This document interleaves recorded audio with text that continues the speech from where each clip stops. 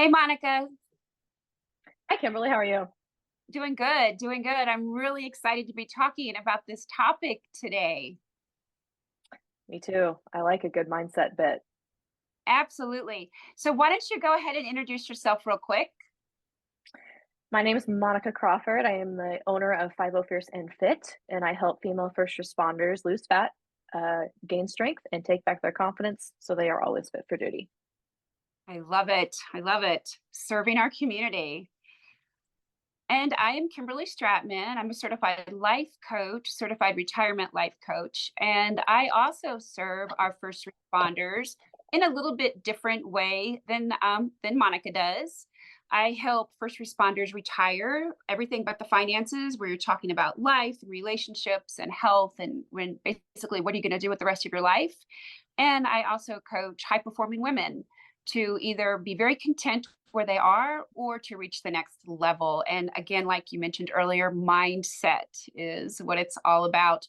I also am a very big believer in process and systems. And any process and system that we can put into our life on a daily basis can really lead to change and positive outcomes. So Absolutely. today, we're going to talk about intentional or learned optimism. And I have some notes I'm going to go over, and then you're going to throw some information in as we go. And then we're going to turn it over to you to go a little bit more in depth on that, because this is something that we both deeply believe in for our own survival and our own intentional living, and then also for our clients. So, this is intentional or learned optimism. And this is not foolish optimism. It's not just, pretending or ignoring the facts. It's not just being positive either. It's actually resiliency and curiosity put into play every day. Resiliency and curiosity. And it is the contrast or the opposite of learned helplessness. So that in of itself can really be telling to somebody that it goes against intentionally or learning how to be helpless. So I do want to stress, though, especially with our clients, especially with the individuals that will be watching this and listening to this, is that being intentionally optimistic does not mean that you do not see the crap. It doesn't mean that you don't recognize that it's negative or bad things have happened, are happening, or will happen. I mean, heck, just look what we do for a living. We're surrounded by very bad things that happen, but we can still choose to have an optimistic outlook and to be intentionally optimistic. We also know that while there is a genetic component to being optimistic, that runs, when I do research on this, you hear between 15, 20, 25%, but the rest of it is a muscle. And so we really want to think about that. And, as we know with a muscle, the more you use it, the stronger it gets and the easier it gets to use it. And so the more you practice intentional optimism, really the easier it can get for you. We know that individuals who display and utilize intentional optimism have better cardio health.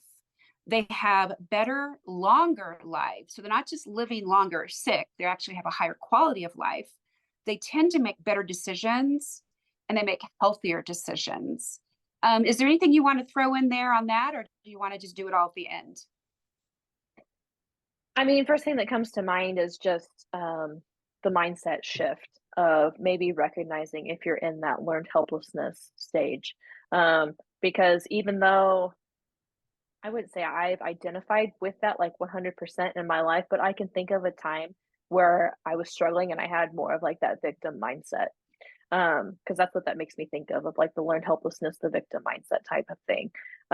So it's easy for me to identify like at least one time in my life where I maybe was teetering on that line of going into at least the somewhat of the victim mindset or learned helplessness, or maybe just not realizing what I could take responsibility for and how I could work to improve that within myself and not relying on like external factors to change in order for me to be happy. Because I think that's the one thing, like the rut that people get into is like, I'll be happy when dot dot dot. And it's almost always like the external thing. And it even comes with talk, like, I mean, my clients, we talk about goals of I'll be happy when I'm 20 pounds lighter. Well, that's great. You're achieving something. But your happiness shouldn't be based on an outcome. Like your happiness you can control and change now. Mhm. Yeah, I'm really glad you mentioned that. I'm going to skip over a couple things that I was going to list and go right to what you can do to increase your intentional optimism or to like practice that muscle. And that is focus on what's going well. Focus on what's going well. That does not mean that there isn't still bad shit happening. It just means you're focusing on what's going well and practice gratitude. So, like you said, yes, you're going to be happy when you're 20 pounds lighter, but what about being happy that you have the ability to work out, that you have the time to work out, that you're able to get the energy to work out, things along those lines. Learn from the past. So, you just in what you said right there, that you were able to look into your previous life, living and see something that didn't work well for you. And you're able to recognize that and pivot or make changes. You expect good things. That is so important. Expect good things. And I think that you're going to cover some things on that when a little bit later. And then discover what brings you hope or gives you joy. And that not necessarily just in the future. Not like I'm doing this so that I can be happy later. I'm doing this because of, it's how I'm going to feel tomorrow. But right now, today, discover what brings you hope right now. And if all of that is still a little fuzzy for you, you can ask yourself, why am I disappointed? Why am I disappointed? And then look backwards on that and see where you had the opportunity for an optimistic approach or a way that you could have done it a little bit differently with a different mindset. As a coach, as a life coach, I'm huge on if somebody says they don't like the results, they need to look at their actions and the thoughts cause your emotions or your feelings, which then cause your actions, which then cause your results. So if you're not liking the results, then you need to look at one of those above that. And so if you can have an optimistic thought, you are more likely to have a positive emotion or feeling, which is most likely going to lead to an effective action, which is going to lead to the result that you want. So, like, I'm all up in this kind of stuff, right? I mean, this is the stuff that can really change your life. So, one other thing on this is the language of winners. So optimism is a language of winners. And I think we all want to be winners. And if we don't feel like we're ready to be a winner, we don't want to be a loser, right? So there's people who kind of struggle with actually calling themselves, a winner, but we need them to acknowledge that they're not a loser. And the optimism can bring them closer over on the winner side of that. Another tool that's kind of easy to actually use once you understand it. And that is when something negative is happening, something hard is happening, oftentimes we make it personal and we make it permanent and that it's pervasive. It's in all of our life. Like something bad happens and it's like, well, this happened to me because I'm me. And it's all this, how my life is always going to be. And it's my whole entire life. Instead of realizing that was a very bad situation, that guy was a ding dong, right? And it's just happening right now. And it's only this one event. It's here at work. It's not my marriage. It's not my friendships. It's not my health. It's just, that one space. And that helps a lot also to really look at what's happening and be very honest.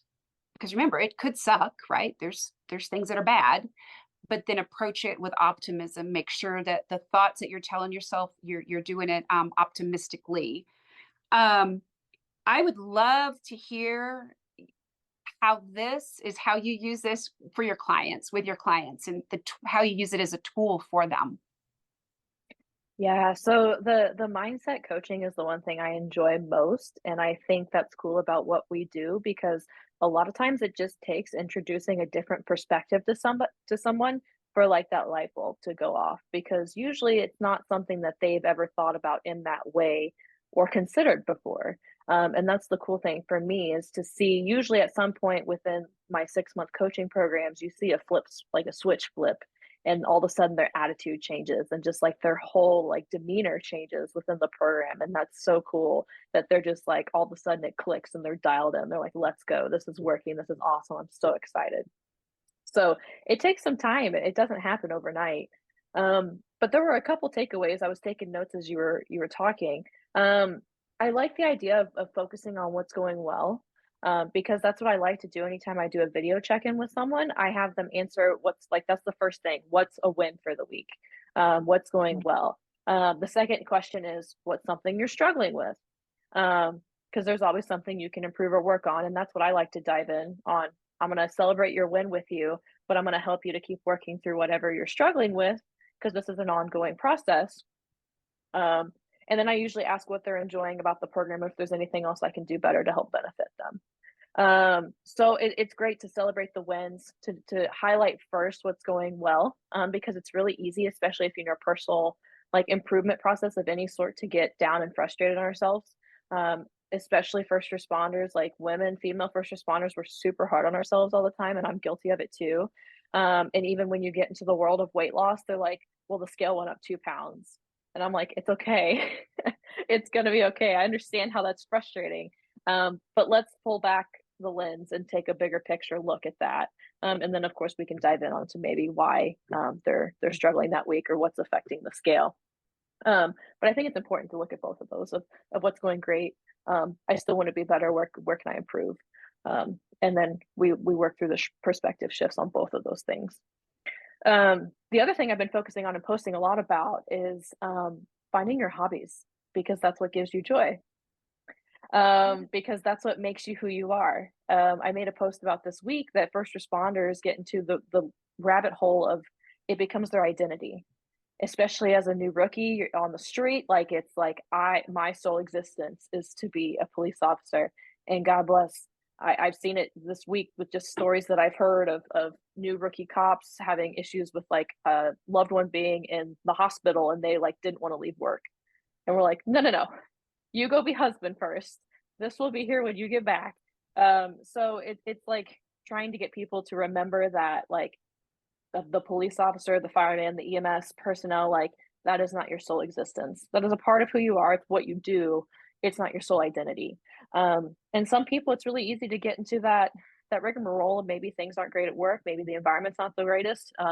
Maybe you're living to work. You're going to sleep. You're getting up. You're going to work. You're going home. You're going back to bed. So people get into that rut of like, well, I'm giving up the rest of myself and my life for this one job. So this is all of a sudden my sole existence. So I like to try to help put that balance back in of what's something you enjoy, what's a hobby you enjoy. A lot of people that I've been coaching, I love focusing on that, because like, for instance, one person said like, I used to mountain bike all the time, but now that I'm a little heavier, I don't enjoy it anymore. It's miserable to go out and mountain bike because I'm just out of shape. So that's one of the goals of get you fit enough to get you back on the bike.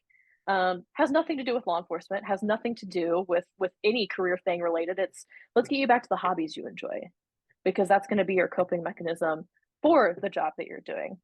So getting back and doing what gives you joy outside of work, I think is a great way to help keep that optimism there, because it's getting your head out of the negative side of things too. Yeah, absolutely. Oh my gosh, so much value to what you just said. I love it.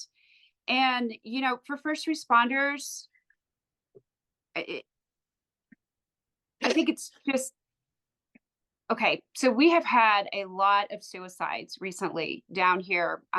Well, I'm not in Dallas. I'm in Colorado right now, at our house in Colorado. But the Dallas Police Department has had several suicides and family members of officers committing suicide. And I am not saying that intentional optimism is going to stop suicide. I'm not going to say that, but I'm going to say that we could have better lives with intentional optimism, and that is what our goal is, to have better lives as first responders, because we know that there is so much negative tied in with our careers, and it follows us. Since I'm retired, it follows you into retirement. And I can look back at things that happened 25 years ago, and I'm like, I wish somebody had told me I could have thought of this differently. I wish somebody would have, just grabbed me, and said, hold on, even with all that negative stuff, there's something good in this. I wish somebody had pointed that out to me. But, back then we really weren't supposed to think that way. If you thought that way, you were foolish, you were fluffy, you were ridiculous, you weren't realistic. And I would love to see that changing in our culture. I would love that optimism to be celebrated. I would love for having the hobbies, having the life outside of the job to be celebrated. I would love it that when we walked into the academy, the very first thing we were told is your life will never be the same. And it is now us against them. I wish it would be the opposite of that, of course, still teaching us how to survive and everything and getting us ready to work the streets. But yeah, I'm hoping my goal for like you and I is the women that do listen to us to understand I can still be professional. I can still do my job. I can still be an awesome first responder, but live my life with optimism. Yeah, and I think a part of that too, I mean, especially when you talk about suicide, mental health, like the whole stigma is not reaching out for help. But the thing of it is that you're not, I think it takes somebody or some sort of stimulus to encourage that mindset shift, right? Whether, I mean, it could maybe be a book or a podcast or something like that, but you have to have some sort of stimulus, I feel like, to introduce that new perspective into your life.